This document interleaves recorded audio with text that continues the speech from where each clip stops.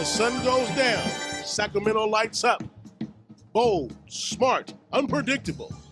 Join Sky Alton as he shines a spotlight on the stories, the talent, and the everyday moments that makes our community amazing. And now please welcome Sky Alton.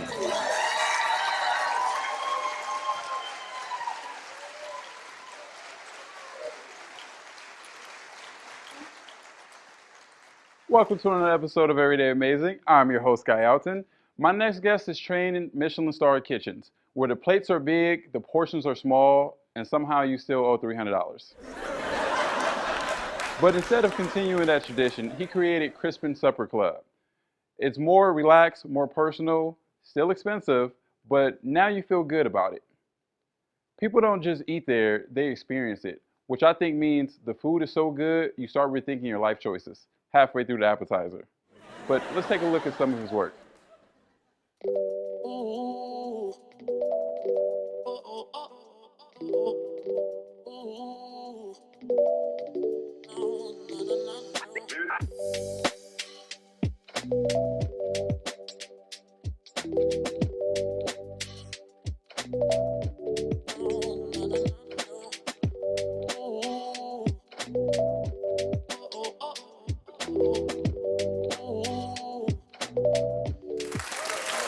Yes, we'll have Eric Martinez on the show. All jokes aside, my guest doesn't just cook, he composes. You don't want to miss this episode. Stay tuned. We'll be right back with Eric Martinez. Everyday Amazing with Sky Alton. Ladies and gentlemen, please welcome Mr. Eric Martinez to the show.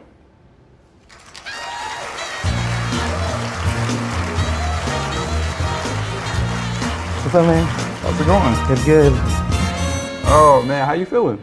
Good, man. Thanks for having me on the show. I'm really excited for you guys to hear some things about what I'm doing here. Okay. I'm just happy, to get such a established chef as yourself to come and share a story.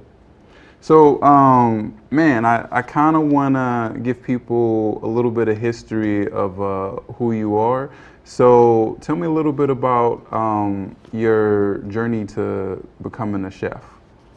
Okay, well, when I first started getting into the cooking with my mom back in the day when I was probably about like 4 years old. So I remember getting in the kitchen with her. I come from a huge family, so food is really important to us. But my mom was the only person cooking in the kitchen. I have 6 brothers, 2 sisters, and then there's me and my mom cooking.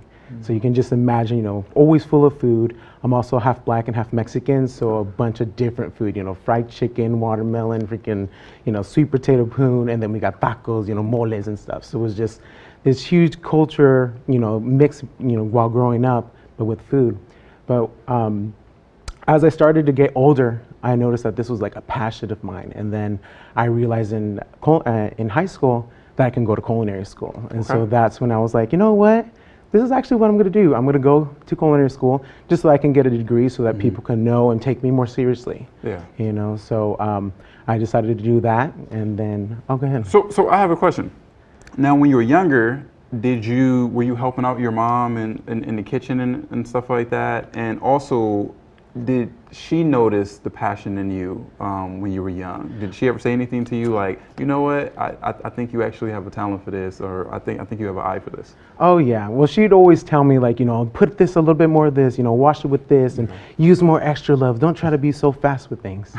But my mom loved cooking. Like my mom loved eating my food because something that was different about my mom, she didn't like eating her own food. Interesting. So she'd cook all these, elegant meals, really, a lot of things, but she wouldn't like to eat her own food. She'd always say that. And so when I was in there, that's when she can actually eat. And so, my mom always, guided me throughout, my whole life of how to cook. I remember starting to do Thanksgiving for my whole family in like the 6th grade. And it was just me and my mom up in the morning at like 6 a.m. and just tackling it, for like 25 people. Oh, wow. Yeah. Okay, so back to what you were saying. You found out that you had the chance to go to culinary school right out of high school. What was that experience like? It was actually really awesome. Like I was one of those kids like growing up, instead of watching TV, like, watching cartoons and stuff, I would just watch the Food Network. you know, like Rachel Ray, Bobby Boufflé and stuff. So it was just like, you know, those are people that I idolized back then. So when I went into culinary school, everything was pretty much easy just because I loved food so much, and just listening on the TV like, oh, chicken needs to be cooked at 175. But then, you know, when I'm in school, we'll have tests like, oh, what is the temperature, you know, chicken is cooked at? Right. And so, you know, a lot of the things that I was learning, you know, the whole time throughout the Food Network, you know, I just went to school and it was just exactly what they were saying. You know, like, hey, you know, we need to do this, you know, this is how you really prepare food, or this is this execution, or this is this type of sauce. So in culinary school, it was literally a breeze. Like, I'm not gonna lie, I didn't really study. So, and I was on president's list and et cetera, because I was really passionate about it. Yeah. You know, I knew that when I got there, this was gonna be the start of my journey. And before I got there, my dad had told me, you know, my dad was an immigrant from Mexico, and he was the one that was working in the fields, but he told me this: mijo, I know that you're going to school. You just need to worry about school, get good grades, don't worry about nothing else, and once you're done, you're done. And so with that mentality, I was just like, you know what, I gotta be the best. I gotta show my family, why am I here? Why did I leave the house? And, you know, make it up, you know, make something of me. And so, yeah, culinary school was just a breeze. I got it done in 3 years. I got a BA in culinary management, so.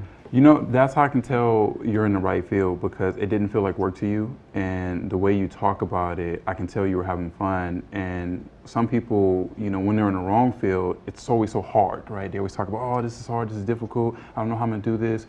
But I always tend to feel like the people who are doing what they're supposed to be doing, it doesn't necessarily feel like work.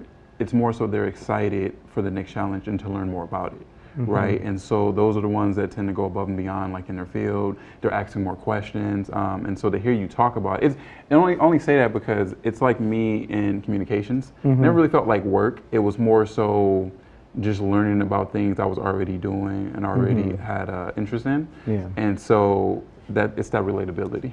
Nice. Okay, so then something that stands out. Tell me what does it mean being a Mexican forward chef? So Mexican forward, so it was just like, for me, I grew up, yes, I'm half black, half Mexican, but when we had soul food, you know, my mom's her family's from Louisiana. We had it, you know, occasionally, but mainly for Thanksgiving. But I grew up with so much Mexican flavors, you know, tortillas, making them from scratch, making the moles, doing the spices, going out to the fields, and like, you know, understanding what criollo, you know, products that are criollo, like the organic heirloom products of Mexico.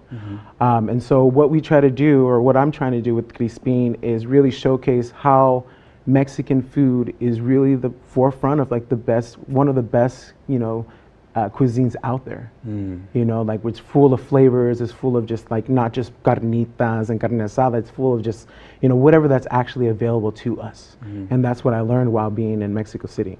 I like that. And it's funny because when you say that, flavor is the word. Like if someone wants to say, describe Mexican food in one word, flavor. That's the first thing that kind of like comes to mind. A little spicy sometimes. Yeah, You might think about spicy. Yeah, some people might be spiced. For me, it's flavor, you know? And so what you're doing with the Mexican forward, I can really visualize, like get an image in my head of what you're trying to do or what you're doing.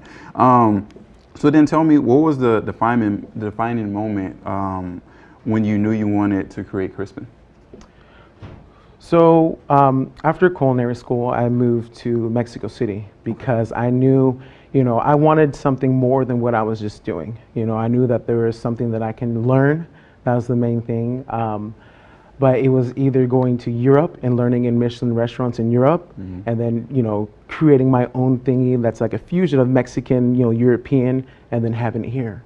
But it wasn't until one time I was watching that Netflix show called Chef Table, and there is a chef on there from Mexico City. He had a restaurant there called Pujol, and I saw that, and it was like the first time I've ever seen anybody that is basically, you know, not European or white and have a Michelin style restaurant. And I was just like, oh my gosh, I was literally gonna move to Paris. You know what? I can go to Mexico City.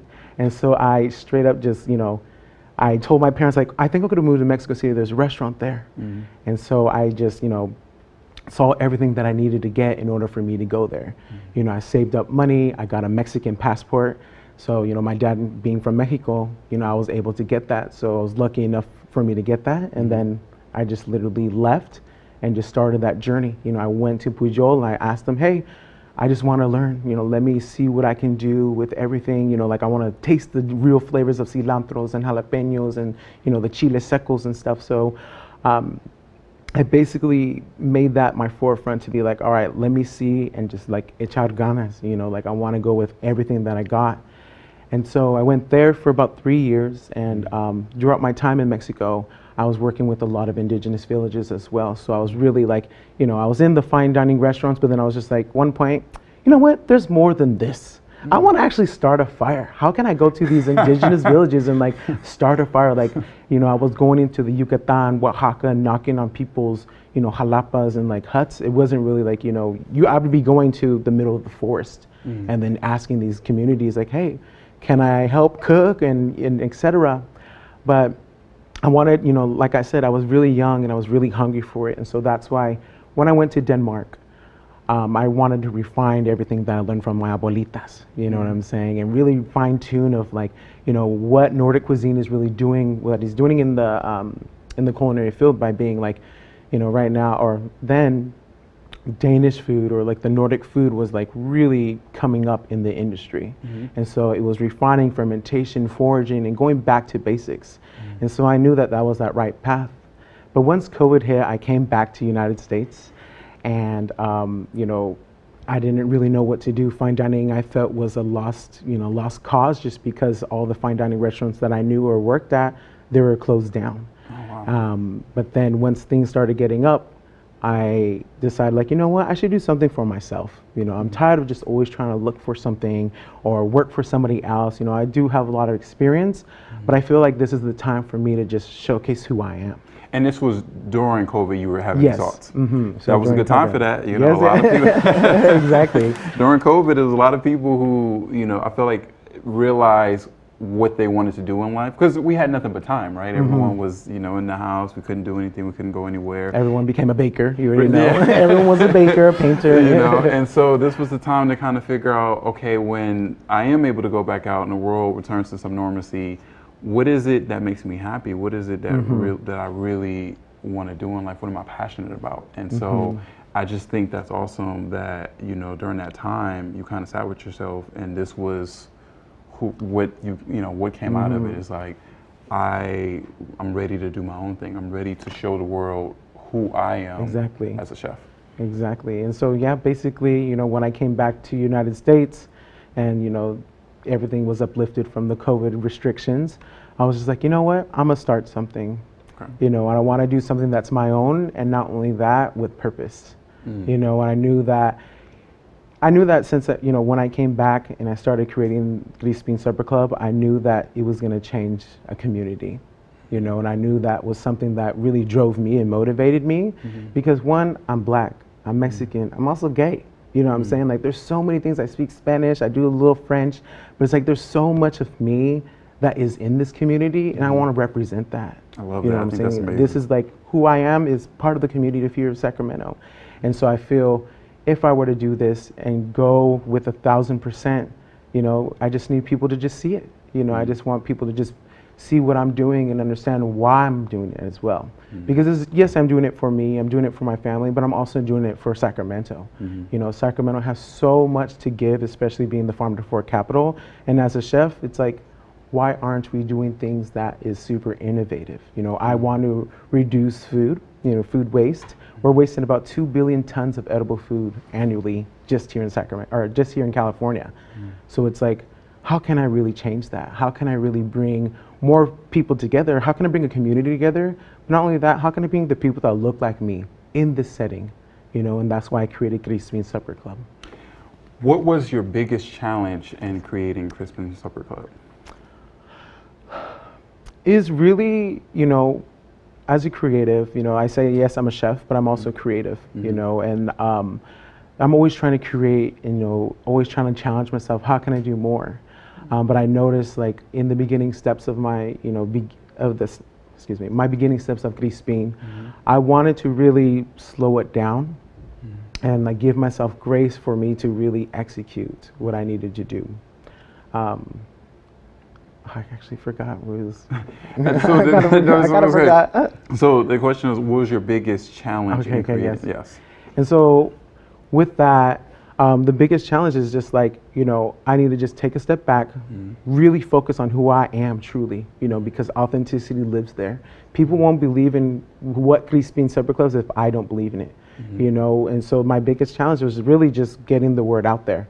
I was this new chef that came, back in 2020, not really into the industry here. I didn't work anywhere in Sacramento in any of the restaurants, and so it was just me trying to get my voice out there. People get to see who I am. And so, so what was that process like? Because you were, like you said, you had all this knowledge and experience, but I would say like your name wasn't known in Sacramento, right? So now you have to build that network. So what was that like? So it was just like, actually it was one of the beautiful things I've ever experienced. Because I'm not gonna lie, when I came to Sacramento, I was just like, man, no one wants to be my friend, like I'm trying to be friends with creatives, I'm trying to be friends with designers, chefs.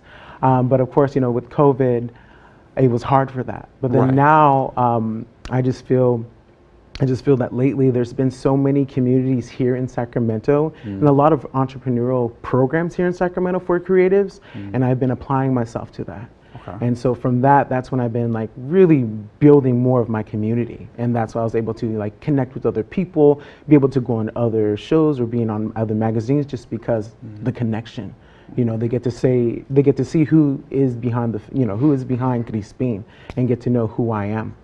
And so with that, that is the biggest challenge, but it's just like right now, once you understand what community means and you just ask, it's there for you. Those are the people that are going to be wanting to be around you because they see something that's going on, but also they're creatives. I love filling myself with creative people just because they give me ideas. And I realize that because, if I'm just around chefs, they're all gonna have the same chef mentality. My chef, my chicken tastes better than yours, this sauce tastes better than yours. But if I'm a creative and they'll be like, hey, have you ever thought of putting this sauce on a wall? Or have you ever thought of, a whole chair made out of bread? You know what I'm saying? And those challenges me because it's just like, what?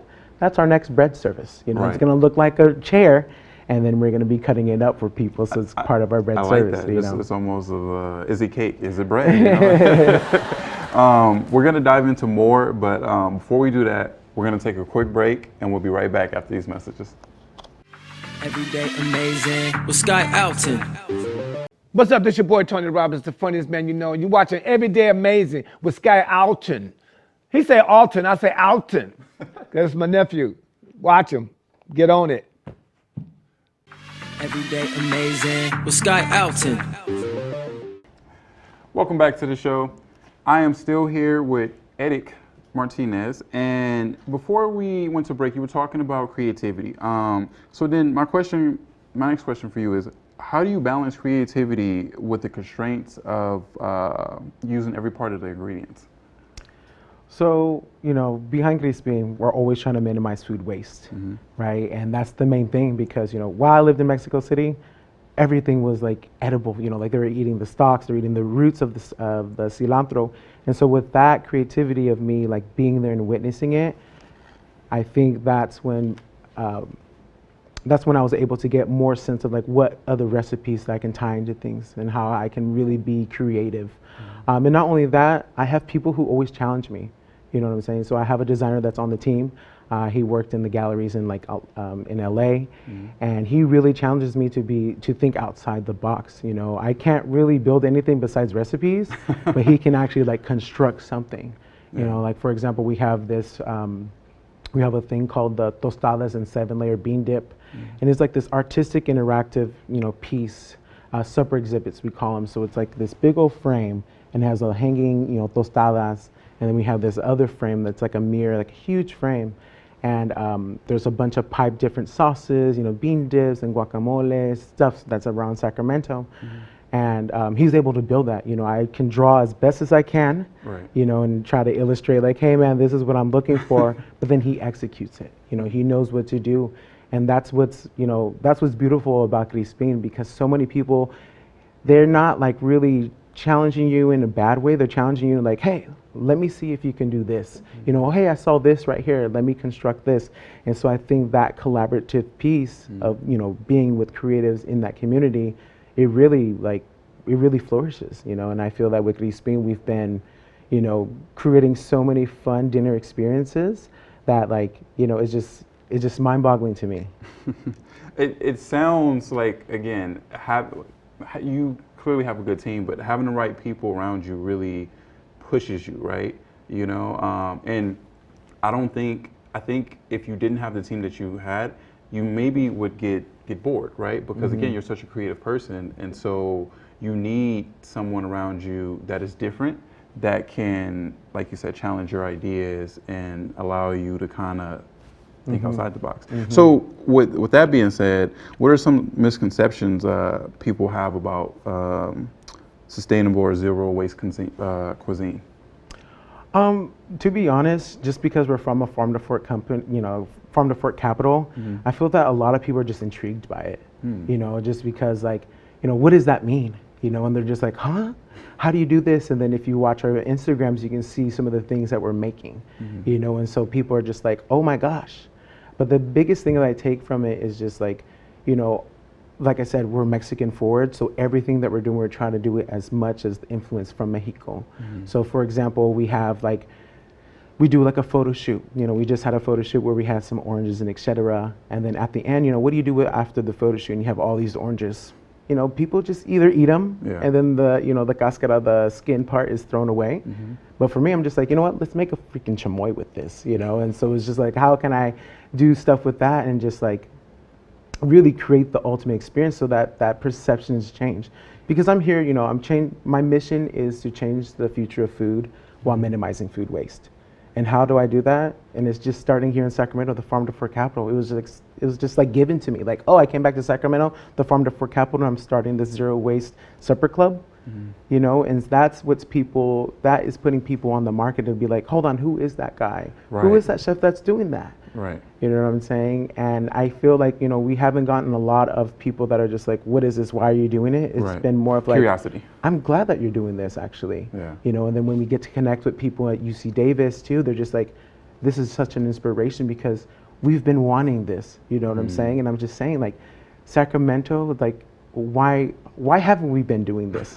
They were waiting for you. Yeah, they were waiting for me, of course. Okay, so with that being said, how can fine dining play a role in addressing global food waste? So with fine dining, you know, when I first went into my first Michelin restaurant, I remember wasting pretty much everything because everything needed to be perfect. You know, perfect dice, a perfect this. You know, if the chiffonade wasn't chiffonade, you know, they'll throw the entire bin away, you know, without even thinking about it. You know, and a lot of restaurants are wasting, you know, like 30% of the food is all wasted. That's super edible. So for me, I was just trying to just change that narrative. You know what I'm saying? Like, how can I really get into it? How can I really like feed the people these scraps and make it luxury? You know, I wanted them to really get that perception, like, yes, we're in fine dining, but it's like, what does fine dining look for you? Because for me, it looks different from you.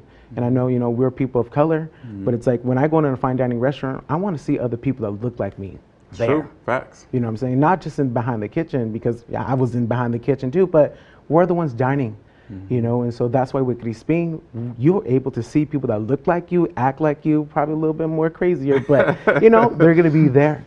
And that's what that community is building, because I'm getting Sacramento to witness like who we are as a supper club, who I am as a chef, but who sits down at the table. And that's everybody. You know, there's gay people, there's Mexicans, there's Latinos, there's Asian, there's everybody you can think of there.